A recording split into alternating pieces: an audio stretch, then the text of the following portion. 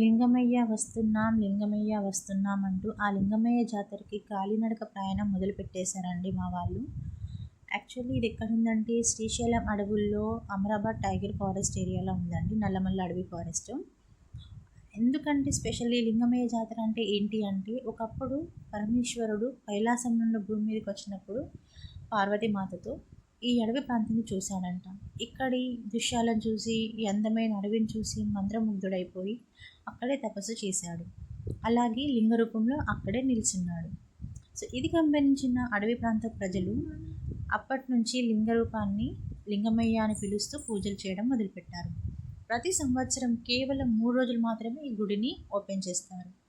And స్పెషల్గా ఇంకో విషయం ఏంటంటే, ఇక్కడ పూజారులు అడవి ప్రాంత ప్రజలు మాత్రమే ఉంటారు. వాళ్ళు మాత్రమే ప్రత్యేక పూజలు చేస్తారు పూజారులుగా. చూస్తున్నారు కండి ఎంత పెద్ద బండలు ఉన్నాయో. దారి ఉండదండి, ఆ బండల మించి నడవడమే దారి. అందుకే దీన్ని అమరనాథ్ యాత్ర కూడా అంటారండి. అమర్నాథ్ యాత్ర అంటే అందరికీ గుర్తొచ్చేది ఏంటో నాకు తెలుసు, బట్ ఇది తెలంగాణ అమర్నాథ్ యాత్ర అని పిలుస్తారు. చూస్తున్నారు కదండి భక్తులు ఎంతమంది వచ్చారు. యాక్చువల్లీ ఈ సంవత్సరం చాలామంది వచ్చారు. ఈవెన్ అక్కడ క్రౌడ్ కూడా చాలా పెరిగి 3 to 4 కిలోమీటర్స్ వరకు కూడా ట్రాఫిక్ జామ్ అయిపోయిందని కూడా న్యూస్ వచ్చింది మా వాళ్ళు వెళ్ళిన రోజు. ఏప్రిల్ 1st, 2nd, 3rd ఈ 3 రోజులు గుడి ఓపెన్ ఉంటుందండి. స్పెషల్గా చైత్ర పౌర్ణమి నాడు దర్శనం అవడం అంటే చాలా అదృష్టం. ఆ అదృష్టం మాత్రం మా వాళ్ళకి దక్కిందండి. వాళ్ళు మార్నింగ్ 10కి స్టార్ట్ అయ్యారు, నైట్ 9కి దర్శనం అయిందంట. టోటల్గా చాలానే వాళ్ళు కష్టపడ్డారని చెప్పచ్చు. ఎందుకంటే ఆ ప్రదేశాన్ని చూస్తుంటేనే అర్థమవుతుంది, అక్కడ దారి లేదు, ఏం లేదు, దట్టమైన అడవుల్లో ఆ ప్రాంతం చూస్తుంటే భయం వేస్తుంది చూడడానికి. బట్ ఆ లింగమయ్యని చూడాలంటే ఆ మాత్రం కష్టపడాలి కదా. చూడండి ఎలా నడుస్తున్నారు. మా బావగారు కట్టె హెల్ప్ తీసుకున్నారేమో కావచ్చు.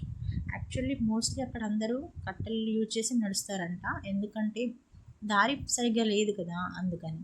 మొత్తం బండలు ఉంటాయి కాబట్టి స్లిప్ అవ్వకుండా ఉండడానికి. అక్కడ వాటర్ కూడా కంటిన్యూ వస్తూనే ఉంటుందండి, ఎక్కడి నుంచి వస్తుందో తెలియదు, అది కూడా దేవుడి మహిమే కావచ్చు. ఇక్కడ ఇంకో జలపాతం కూడా ఉందండి, మీకు పిక్ వేస్తాను చూడండి. ముందు 200 మీటర్స్ నుంచి మీది నుంచి కిందికి వస్తుందండి.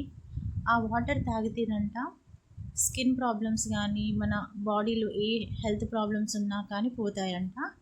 ఆ వాటర్ చాలా చల్లగా తీయగా ఉంటాయని అక్కడ వాళ్ళు చెప్తుంటారు, తాగిన వాళ్ళు కూడా. మేము కూడా మా వాళ్ళకి చెప్పామండి వచ్చేటప్పుడు వాటర్ తీసుకురమ్మని. చూస్తున్నారు కదండి దారి ఎలా ఉందో. కంప్లీట్ బండలని మెట్లుగా చేసుకొని నడుస్తున్నారు భక్తులు. మెల్లగా నడుస్తున్నారో ఎలా నడుస్తున్నారో ఏమీ ఐడియా లేదండి కంప్లీట్గా. యాక్చువల్లీ ఇంకో విషయం ఏంటంటే, అందరికీ మార్నింగ్ దర్శనం అవుతుంది. మార్నింగ్ దర్శనం చేసుకున్నప్పుడు కొంచెం ఈజీగానే, అంటే నైట్ కంటే మార్నింగ్ నడవడం బెటర్ కదా. బట్ మా ఫ్యామిలీకి మాత్రం, మా వాళ్ళకి మాత్రం నైట్ అయిపోయిందండి. చూస్తున్నారు కదా కంప్లీట్ డార్క్లో, లైట్స్ లేవు, ఏం లేవు, మొబైల్ వెళ్తురుతూ వాళ్ళు పట్టుకొని అలా నడవడం చాలా ఇబ్బందిగా ఉంది వాళ్ళకి. బట్ ఫైనల్లీ దర్శనం అయినాక మాత్రం వాళ్ళ కష్టమంతా పోయి చాలా ఆనందంగా వేసిందని చెప్పారు. అండ్ వెళ్ళేటప్పుడు ఇంట్లో నుంచి గంగాజలం తీసుకెళ్లారండి. ఆ శివలింగానికి అభిషేకం చేశారు గంగాజలంతో. నైట్ 9 o'clock వరకు దర్శనం అయిపోయింది. చూస్తున్నారు కదండి జలపాతం ఎలా ఉందో. ఇదేనండి ఆ లింగ రూపము, దర్శించుకోండి.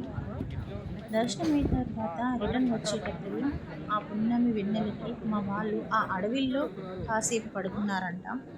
పడుకొని అక్కడ దృశ్యాలను రికార్డ్ చేసి నాకు పంపించారు. చూస్తున్నారు కదండి వాళ్ళు పడుకొని చూస్తున్నారు.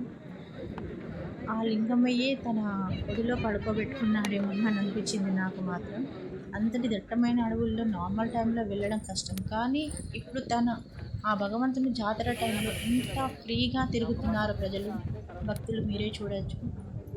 అది కంప్లీట్లీ టైగర్ ఫారెస్ట్ ఏరియా, కానీ ఈ సమయంలో మాత్రం ఏ భక్తులకి ఎలాంటి ప్రమాదం జరగదు. అదే ఆ భగవంతుని యొక్క లీల.